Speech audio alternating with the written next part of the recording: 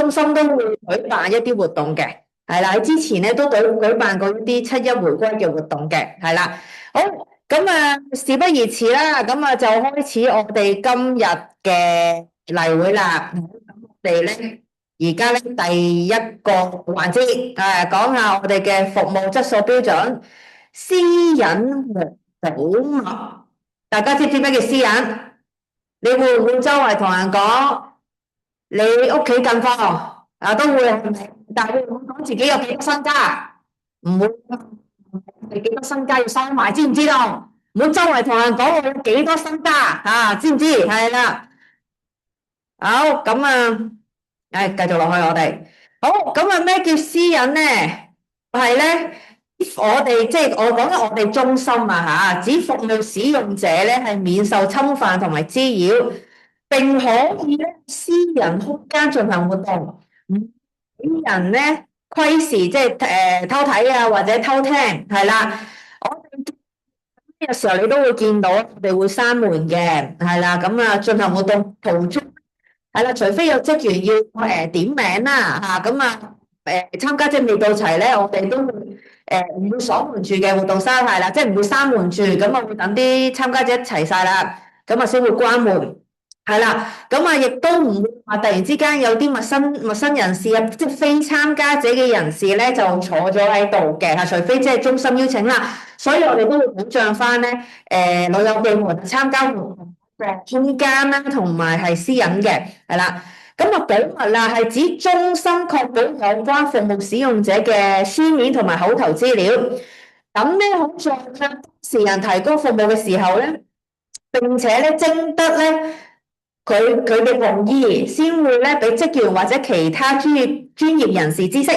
即係你哋入會嘅時候咧，你社工姑娘問你好多嘢嘅，你幾多歲？又要講埋你呢啲地址、電話出生年月日咁樣嘅，係咪？身份證都要攞埋，冇錯。因為我哋中心都要做翻一個會員資料噶嘛，係咪啊？咁係嚟做咩？係啦，咁要活動嘅需要，或者你如果要申請活動、申請服務嘅，我想申請一啲中電咩減免，咁人哋咧部門咧需要你嘅個人資料嘅。咁如果你係授權咗俾中心話要申請服務嘅，或者中心係一個審查嘅單位，咁我哋都係咧要攞你嘅資料咧交翻有關嘅申請部門嘅，知唔知道？明唔明白？係啦，但係當然啦，呢啲咧係真係要徵求你嘅同意嘅。你話我要申請電費減免，咁我哋先會將你嘅資料咧徵得你嘅同意，先會可能會俾中電嗰啲職員咁樣嘅，係啦，即係講緊服務嘅申請佢平時我哋就會保密嘅，唔會周圍同人講身份證號碼、電話唔講，呢啲係我哋會保密翻嘅。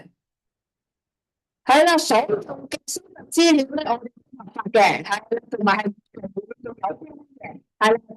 突然之間問你銀行嘅號碼咧，除非你要申請一啲可能係牙科或者係所講嘅中電費減免，佢哋需要咧你即係銀行嘅銀行簿仔、紅簿仔入邊嘅資料但係咧可能係一個複製檔咁樣嘅啫，因為到時候咧收集咗資料咧都係要交翻俾有關申請部門，咁呢全部都要徵得你嘅同意啦，同埋收集嘅資料嘅目的係唔會喺你申請服務之外嘅，係啦，咁全部咧都除非你參加活動，參加一啲有關醫療評估嘅醫院嘅活動，可能我哋同醫院有合作，或者同醫生有合作，咁需要嘅健康資料，咁都問過你先會交翻俾有關嘅專業人士咁樣嘅係啦。咁所有嘢咧要俾其他專業人士知道或者機構知道各類嘅專業部門知道咧，徵得你嘅同意嘅。好，咁平時我哋嘅嗱，你哋入會嘅時候咧，做一個會員申請啊，都簽咗個名噶嘛，你哋係咪啊？簽咗個喺會員表格度簽名噶嘛，係咪？呢啲資料咧，我哋都要妥善管管嘅，係啦，會員表格啊，會員申請表格，係啦，咁我哋咧櫃咧會放同埋鎖埋嘅，咁啊唔會咧係唔有外人咧去揭到你啲資料嘅，咁我職員咧亦都唔揸住啲資料咧周圍走啊，又出街啊，咁樣唔會嘅。所有資料咧都係經過嚴密保管啊，咁啊亦都唔會喺公眾場合度談論大家嘅個人資料啊、私隱咁樣嘅，係避免咧就係啲資料外泄噶嚇。好，咩情況下咧啲資料咧係會被查閲咧？就係啦，如果讓資料當事人查閲其個人資料或限制資料用途，可能對公眾或社會利益構成損害，則可無需受當事人查閲規定所管限。這些利益咧係包括即係你生命嘅財產嘅安全啦、罪案嘅防止同埋偵測啊、評稅或收稅、健康、防衛同埋國際關係等嘅。即係而家咧就係講緊，如果你生命受到威脅，或者係你本身威脅到人嘅生命，咁咧有機會你嘅資料咧就可能會俾到呢啲人去查閲咧，就係包括就係警方嘅，係啦，警方係啦。咁某行適控嘅服務使用者，即係引導，譬如威脅到中心入邊嘅人士嘅安全咧，中心係可以向警方適當地提供當事人嘅個人資料嘅。警方喺處理個案件嘅時候咧，中心係有權咧，唔需要得到當事人嘅同意啊嚇，係去警方咧披露個人資料嘅事啦、傷害及威脅他人啦，同埋犯罪。咁係犯咗罪啦，偷嘢啦，咁啊人哋報警啦，咁啊見到啦 CCTV 啊都拍埋啦，咁係唔需要再即係本人嘅同意噶啦，直情係可能你電話啊、名啊，會交咗俾警方，由警方去聯絡你嘅，係啦，明唔明白？咁所以咧，大家就唔好犯法，唔好犯罪啊嚇。好，咁另外有一個我哋都要遵守呢個保密協議嘅，喺在場咧或者係觀眾電視網絡，而家唔係叫電視機旁嘅觀眾噶啦，而家係叫手機旁或者係平板電腦旁嘅觀眾。手機旁嘅觀眾咧，留意啦，知道有啲係義工嚟嘅，本身在場嘅觀眾有啲義工，咁有啲咩係資料就係義工。係啦，有啲涉及個人資料嘅探訪活動啦，咁啊職員咧都會提醒啲義工係唔可以談論對方嘅私隱，同埋要保密嘅。所以咧每一次搞中心搞探訪活動咧，每一次都會提義工嘅。係啦，你哋有探啊，可能有名啊，有住址啊，有電話啦嘛。佢一要上門探訪嘅話咧，就有住址嘅，被探者嘅住址，每次姑娘都提大家好法，係啦，千祈唔好唔見，係啦，探完要點做啊？探完要拎翻嚟啊嘛，要將人哋被探者嘅個人資料咧、地址、電話嗰啲張紙仔咧，就要交翻中心，由中心姑娘咧去處理嘅咁可能就係碎咗佢噶啦，直情係要用碎紙機碎咗佢嘅。就係團體間嘅合作指引啦，同埋一啲合辦嘅活動，啱所講啦，中心會同一啲專業機構啊、專業人士合辦一啲活動嘅，可能要做一啲評估嘅一啲問卷嘅咁可能聽完一個專業嘅講座，可能講係認知講座嘅，咁可能有護士要同你做評估嘅，咁。中心同一啲專業機構、專業人士合作咧，咁你嘅資料咧，因為如果你接受評估啊，或者接受專業人士去幫你嘅話咧，咁佢哋咧就會攞呢個活動入邊嘅舉辦者、專業人士啊，或者呢個舉辦嘅機構咧，亦都會攞你嘅個人資料嘅。當然喺參加活動之前啊，都係徵得每一個參加者嘅同意嘅，呢個就係我哋團體間嘅合作啦嚇。嗱，因為我哋唔單單自己中心搞活動噶嘛，同埋中心都會同其他嘅團體啦同埋人士去專業人士去搞活動嘅，所以到大家都要留意。如果到時候你參加活動之前都要諗下，或者因為阿邊個會同你講清楚嘅，呢個係同某某醫療機構或者醫院合作，護士攞你啲資料做評估或者問卷，你制唔制？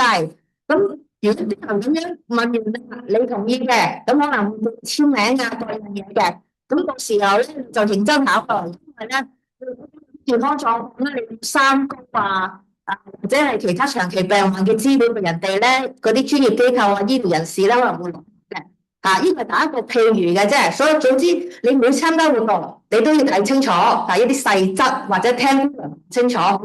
如果平時普通而家例會姑娘唔會你攞個人資料啦，係咪啊？咁呢啲就唔緊要嘅，但係如果你參加特定嘅活動專業嘅活動，咁你就要了解翻明唔明白？我啱啱所講，你唔知檔案，你曾經申請過一啲即係會員表格咧，我哋都會鎖入櫃內嘅，係唔會咁攞出嚟周圍擺或者俾人見到嘅，係啦。咁嗱所有嘅物品咧，都我哋職員先可以去到地方，辦公室內啦，或者儲存文件嘅地方，呢啲都係咧，即會員或者普通人士即外來人士係唔可以有或者翻查噶嚇，係啦。咁同埋係以免資料被盜竊嘅，因為要鎖住佢見到人哋你啲女人你個好心急，係咪想入嚟辦公室揾姑娘即刻俾我哋姑娘唔可以入嚟噶嘛？係咪啊？係啦，辦公室就只能夠職員或者係一啲特定嘅時候咧，先會有其他人入嚟。例如阿師傅要整燈維修，咁呢啲全部都有職員睇住去做嘅，所以你哋唔使擔心會有其他外來人士。點解我見到有啲外來人士入咗去嘅？維修人員或者一啲即係一啲其他嘅人士咧，係由需要入嚟開會咁先會入到我哋辦公室嘅啫。但係所有咧都經過我哋職員咧喺隔離睇住嘅，係啦。所以唔突然之間你會見到有嘅會員衝咗入嚟辦公室，我哋都會截住佢嘅，係啦。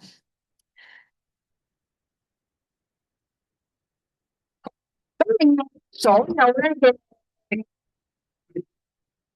中心嘅文件咧都全期限嘅，一陣間你都會見到，同埋咧一啲嘅文件係啦，過咗某嘅時間，或者佢已經唔係會員啦，唔係中心會員啦，咁咧我哋咧喺保存期過限期之後咧就會碎咗佢嘅。我呢個寫㗎啦，咁一啲唔退款嘅冇做咧，佢已經係過咗世嘅會員、義工嘅護者嘅記錄咧，最低都保存7年。我哋就會碎咗佢，即係我哋就會處理咗佢銷毀咗佢嘅，係啦。一啲申請文件啦咁本身你係啱啱所講嘅，要申請點減免或者係即中心幫你哋係幫你哋申請一啲服務嘅。咁服務已經申請成功㗎啦，已經用緊嘅啦，完結埋㗎啦。咁我哋最多保存3年就會銷毀㗎啦係啦。咁而家呢度都睇到其他嘅保存期咧，係就係咁樣嘅，係啦。咁嗱喺個保密私隱嘅服務上邊咧，大家有冇問題？冇問題嚇，有問題咧直接揾翻啲人問啦嚇。咁我哋咧就事不宜遲，又繼續好，我就繼續。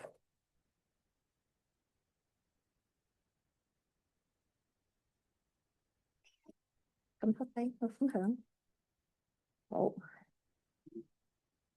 睇睇到，係多嘅慢啲。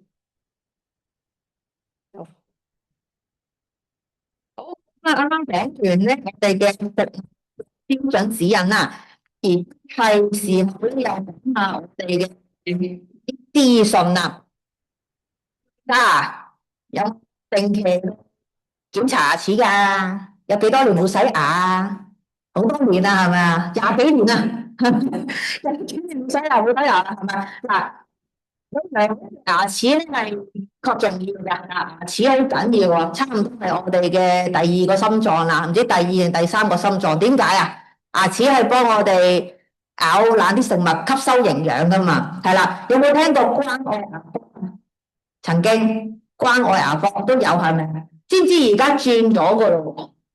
轉咗冇關愛牙科呢樣嘢咯喎，係唔使驚，冇關愛牙科，但係政府都會好好保護大家嘅小牙齒嘅，係啦。咁而家咧就轉咗一個咧叫做社區牙科支援計劃㗎啦，都轉咗一段時間㗎啦，即係其實個名嚟嘅啫，即係關愛牙科轉咗做呢個計劃㗎啦，即係個名轉咗，但係咧一樣嘅服務嚟嘅，係啦。咁啊，有啲可能我唔清楚唔知嘅。或者呢啲用語啊，再聽多次，或者講翻俾其他身邊嘅朋友聽都得啦。啊，咁咧佢就係檢視成立嘅，咁樣就全面檢視政府提供嘅資助牙科服務，係啦。咁啊，同埋一啲政府與非政府組織合作推出社區牙科支援計劃。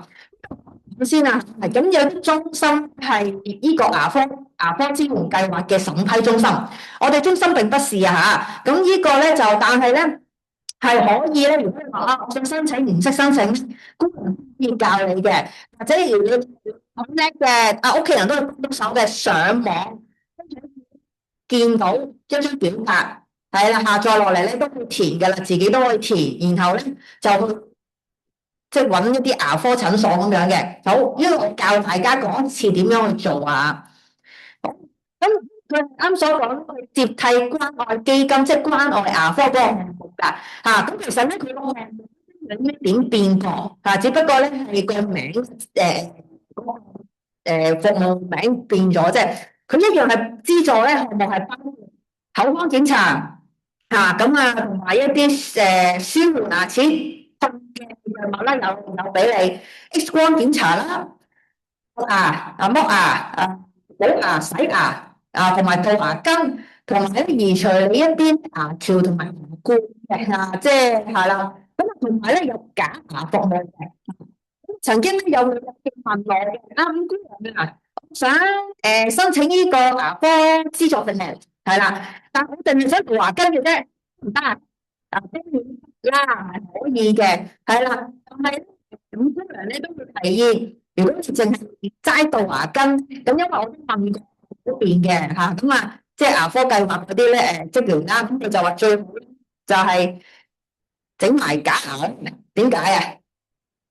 假牙係最貴嘅，因為你淨係杜牙根，你舉手啊？係咪？唔係嗬？好，你淨係杜牙根，咁就用咗係啦，最好整埋假牙，因為假牙最貴。其實你其他嗰啲杜牙根啊、洗牙啊，你本身都已經可以用醫療券、醫療券去做噶嘛。但係假牙咧，假牙幾錢係知唔知？知啊，假牙差唔多3萬幾啊，係咪接近3萬幾蚊啊嚇？呢個係政府幫你包咗，但當然啦係有資格審查嘅，一陣間又會講嘅。好，對唔對？嗱，你本身係持有呢個香港身份證嘅嚇，嗱紅色字咗俾你哋睇嘅啦，係攞長者生活津貼嘅人士係攞緊長者生活津貼。如果你攞緊生果金咧就未必有嘅嚇。你係攞緊長者生活津貼咧，先會係合乎資格嘅。同埋下邊係歧視嘅，一啲係本身係社工金嗰個資格人士嚟嘅啫，但係如果你本身係已經攞緊長者生活津貼咧，就已經係符合資格㗎啦。咁啊，三個都冇啊，綜援係本身係佢嗰邊係有資助嘅綜援，所以你係攞綜援人士，你就自己去翻保障部問翻本身嗰啲職員就得㗎啦，綜援嘅職員嚇，你想整牙嗰個會教你點做，但係呢一個咧。係講緊係非綜援人士啊嚇，非綜援人士係長者生活津貼嘅人士係申請嘅。好，咁啊，而家咧呢個係一個表啊嚇，咁嗱佢想更新啊嚇，我都睇翻佢啱所講咧，政府衞生署網站咧度下載落嚟嘅，所以佢呢個最新㗎啦，而家呢個係最新㗎啦，係啦。咁你哋可以見到咧，其實假牙假牙咧，其實資助咗好多，所以你可能咧都俾500或者1000咁樣嘅啫。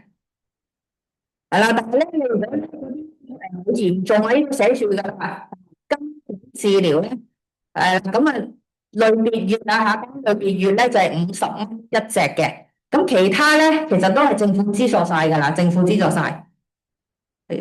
等陣啊，係啦，呢度明唔明？嗱，如果唔明咧，就要問翻工人嘅。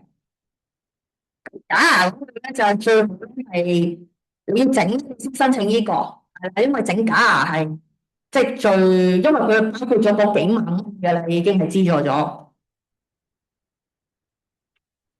好，好啦，點樣呢個可以揾要經註冊社工安排啦，或者申請人直接聯絡即係診所咧，本身可能屋企樓下即係樓下商場嗰啲，你未有牙科診所嘅，但係你要留意，唔係個個診所咧有參加呢個計劃嘅，唔係個個牙醫咧有參加呢個計劃嘅。如果你揾開阿陳大文醫生嘅牙醫，陳大文牙醫，你要問翻阿陳大文牙醫啊，打個鼻炎嘅咋，唔知有冇呢個醫生嘅我。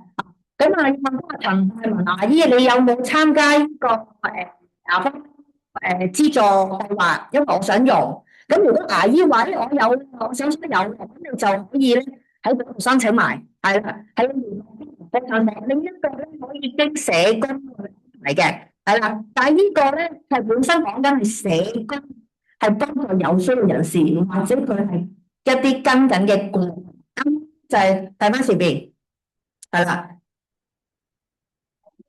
俾體弱嘅長者體弱長者或者係社署轄下一啲長，佢社署轄下嘅長者，咩叫社署轄下長者咧？咁長者本身係申請緊社會福利署嘅服務，例如佢申請緊老人院或者一啲家居照顧服務、社工跟進嘅個案咧，咁社工會幫佢申請嘅，係啦。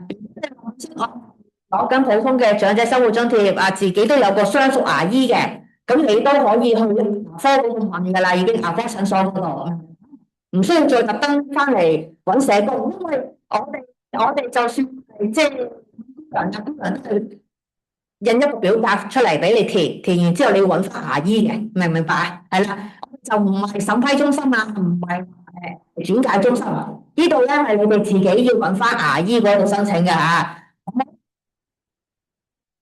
咁嗱，呢度咧有一個辦事處電話嘅，係啦，嗰個資助計劃辦事處電話，咁可以打電話去問啦，21113403，21113403，有需要你都要打電話去問嘅嚇，咁佢都會解答到呢啲牙科診所嘅資助計劃嘅資料咁樣資訊係啦。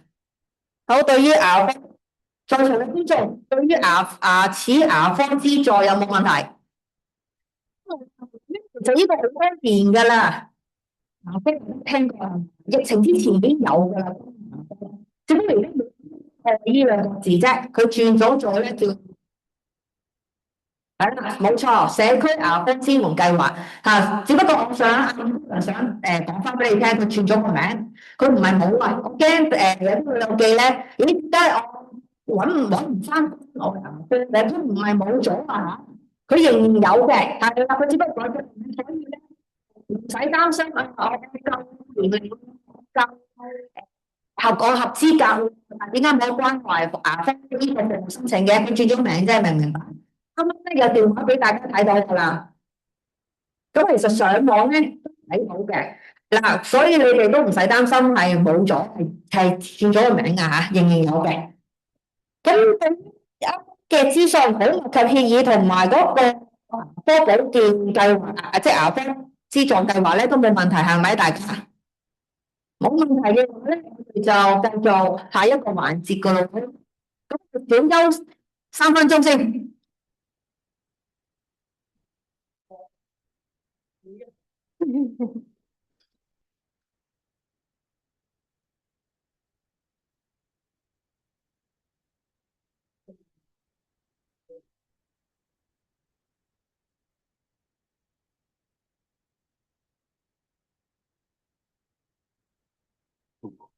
我整過一次。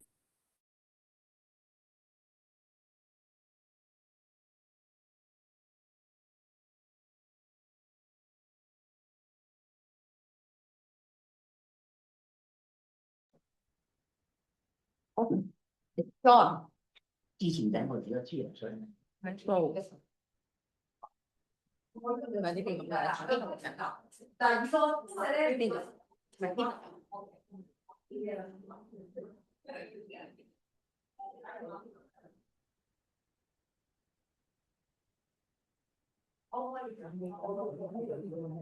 係你咁開飯。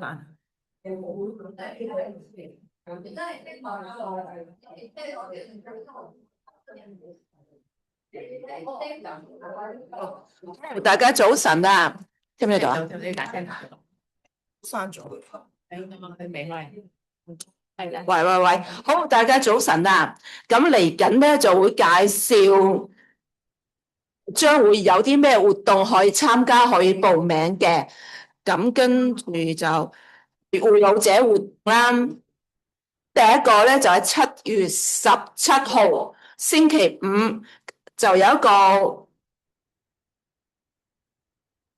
羊毛氈畫班啊，咁嘅時間咧就係7月17號星期五上晝10點半至12點。咁呢個活動就介紹大家攞啲如何整一靚嘅風景啊，或者動物畫嘅。咁就對象咧就係護老者啦，有需要護老者同埋會員嘅。咁個費用就全面。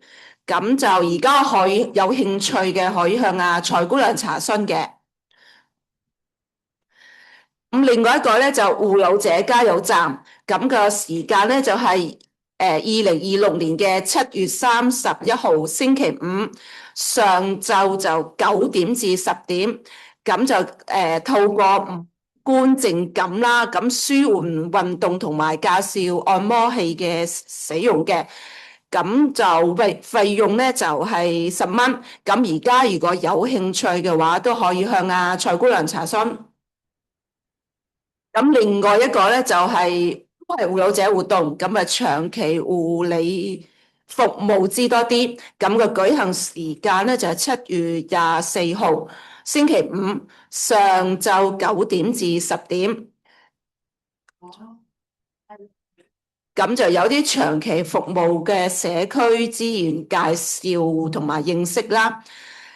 咁就費用係全面嘅。咁而家有興趣想聽呢個講座嘅，咁都可以向蔡姑娘查詢。係啦，咁介紹就講咗嚟呢度啦。咁跟住就10點3就應該有個講座嘅，咁可以繼續留喺度，跟住之後聽咯。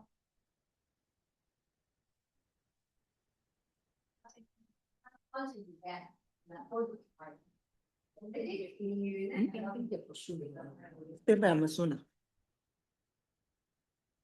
有乜講？佢咪咁講嘅？但係出咗佢行開咗，佢咁講乜嘅？但係行開咗，頭先佢哋喺度。係啊，咁啊得嘅。姐姐識翻75歲以上。阿冰冰咪講。係。係啊。冰冰係咪講？佢行喺度啊，但係佢行開咗啦。佢行開咗，等先。好，大家等一等啊。咁我哋嘅總幹事阿莊姑娘都有啲嘢要分享嘅，大家可以等一等啊。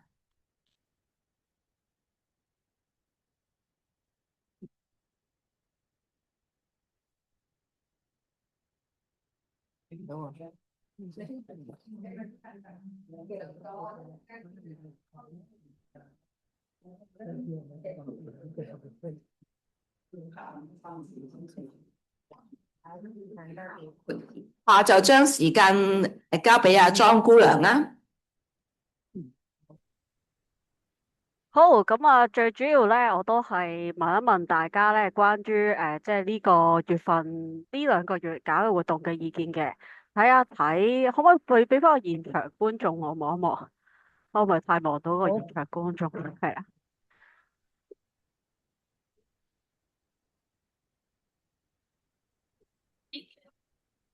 好，咁就睇一睇先。對於上個月係咪啊？應該上個月有冇啲咩特別嘅意見啊？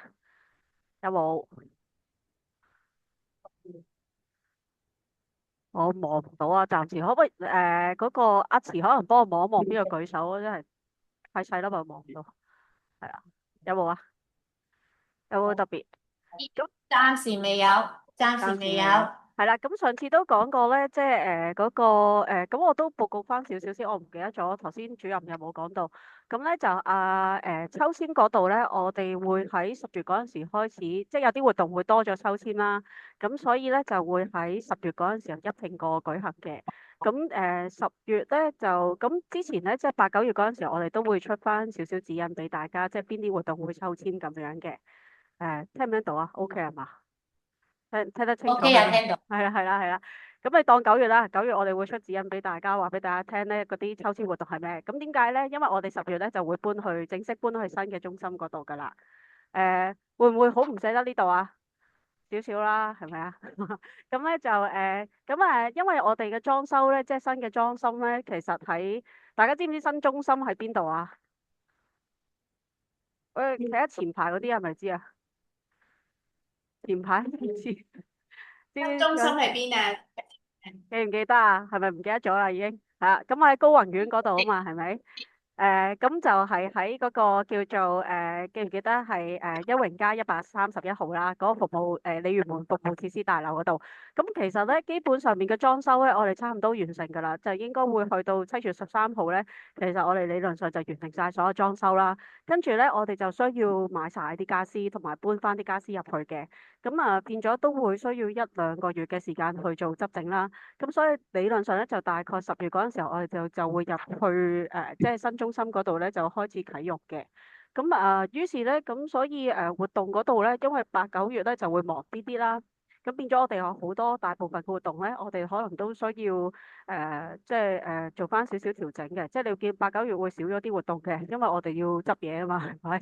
要執嘢，即係執翻呢間中心搬落去新中心嗰度。咁所以咧變咗我哋就會忙少少。咁嗰一排啲活動咧就會少啲，咁但係咧就去到10月嗰陣時就會回復翻正常。咁所以咧新嘅一啲抽籤嘅一啲即係形式咧即係或者咁樣講，即係好多活動都某一啲活動會用翻抽籤咧，咁嗰啲都會喺10月嗰陣時就開始進行咯。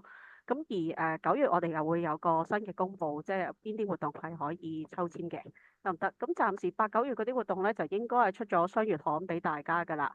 咁到陣時咧，留意翻雙月刊嗰啲時間，跟住就去即係報翻名就得㗎啦。呢度有冇問題想問我啊？有冇問題？有冇問題啊？大家有冇？暫時未有。Zoom 嘅朋友有冇？呢位朋友有冇啊？ Zoom 都冇。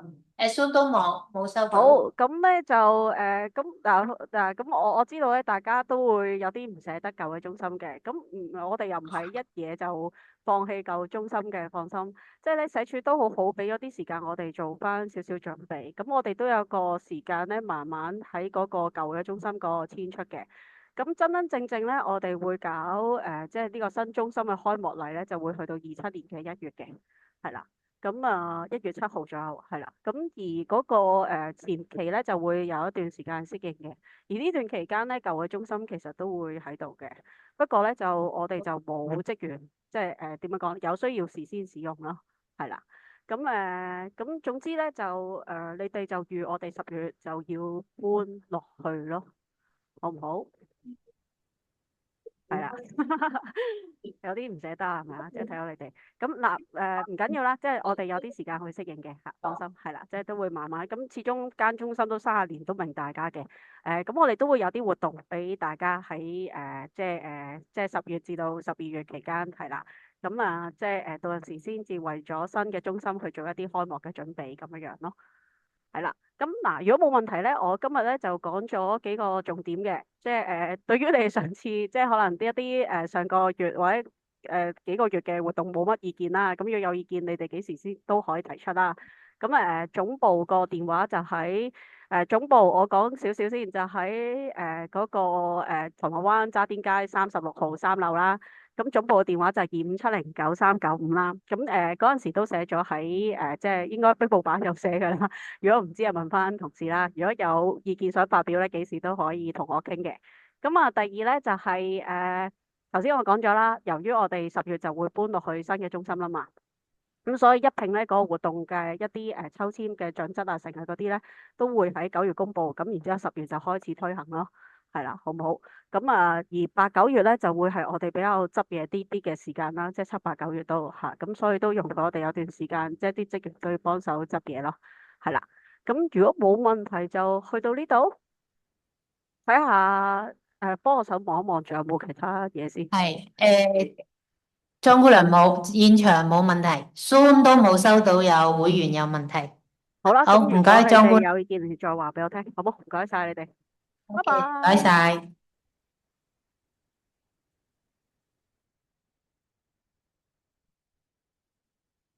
好，咁啊，我哋咧就有個房